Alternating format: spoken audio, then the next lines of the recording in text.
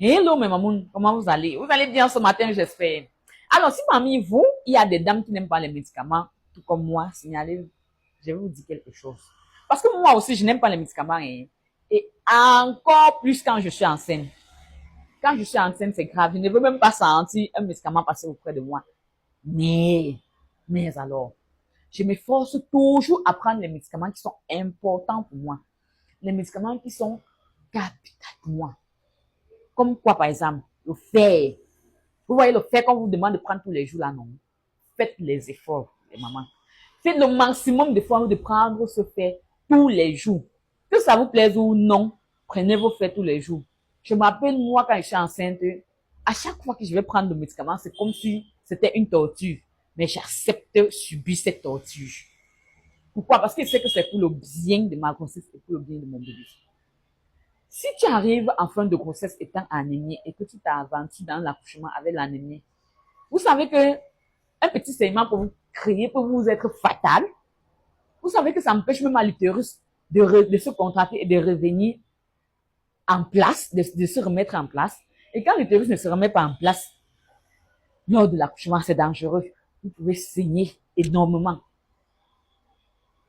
Et si vous êtes anémie, on peut avoir ce phénomène. Donc, prenez toujours vos fers. Le fer se prend du début du deuxième trimestre jusqu'à 2 à 3 mois après l'accouchement. Et à côté de ça, vous voyez les médicaments qu'on vous donne 3 comprimés là, comme ça là, pour prévenir le paludisme là, non. Prenez aussi toujours ça. Parce que le paludisme et la femme enceinte est égal à danger. Le paludisme chez la femme enceinte est considéré comme paludisme. Le paludisme fait des catastrophes chez la femme enceinte, chez le bébé. Faut pas blaguer avec. C'est pas pour rien que le gouvernement prend sur lui de donner des comprimés gratuits pour prévenir le paludisme. De donner des moustiquaires pour prévenir le paludisme. Donc, faites gaffe. Maintenant, à partir du deuxième mois, on va vous donner ce qu'on appelle le calcium. Généralement, c'est pour fortifier les os du bébé. Prenez ça aussi. Ne jouez même pas avec. Même si ça ne vous plaît pas, prenez. Prenez, oh.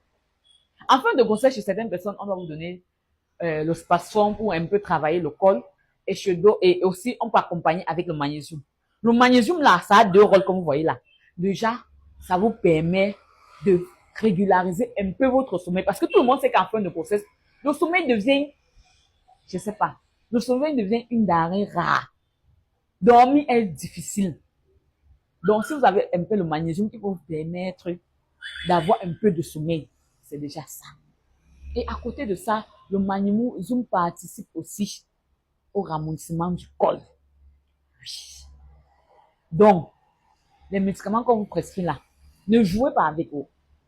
Et je vais vous dire autre chose. Ce qui est bien dans l'histoire là, c'est que les médicaments viennent toujours sur plusieurs formes. Que ce soit le fer, que ce soit le calcium, que ce soit le magnésium, que ce soit, ça vient toujours sur plusieurs formes.